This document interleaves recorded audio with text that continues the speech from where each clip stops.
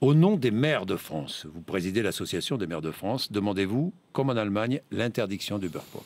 En tout cas, je demande la cessation des violences qui sont inacceptables et ça ne sert pas à la cause des taxis. Oui. Il faut que la coordination des taxis qui défend une cause qui est par ailleurs juste, ce sont des gens qui ont investi, qui ont payé une licence, qui se sont formés, qui ont fait des stages, se retrouvent aujourd'hui sur Uber Pop. On parle bien de Uber Pop. Uber Pop, oui. Qui n'est pas l'autre application qui, elle, doit aussi avoir un cadre plus stabilisé, mais il n'y a pas de cadre réglementaire. Donc il faut un cadre réglementaire plus strict, certainement.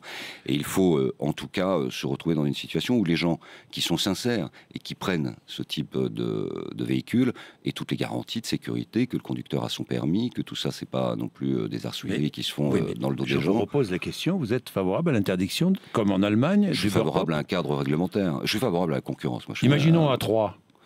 Vous avez Uber Pop? Pas encore, mais ça va venir. Peut-être. Il y en a peut-être quelques-uns qui existent, ça n'a pas été signalé. Si ça devait exister dans une concurrence déloyale, mais le maire n'a pas la possibilité d'intervenir. Pas grand-chose. Le préfet a la possibilité de...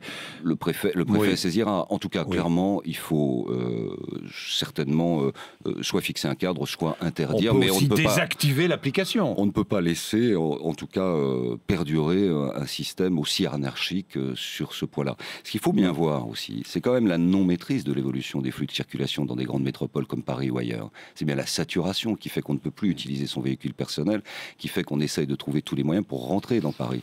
Donc il faut fixer un cadre protecteur pour les utilisateurs et aussi protecteur, en tout cas, d'une ouverture à la concurrence qui est normale, qui est légitime, qui se fait dans tous les autres pays, mais qui doit se faire dans un calendrier acceptable pour tous. Uber qui ne paie pas d'impôts en France, ça vous choque? Oui, là aussi, il y a une assiette fiscale qu'il faut regarder, mais tout ça doit se réfléchir à l'échelle européenne, parce que le problème qui se pose à Paris ou en France, il se pose dans tous les pays européens. Donc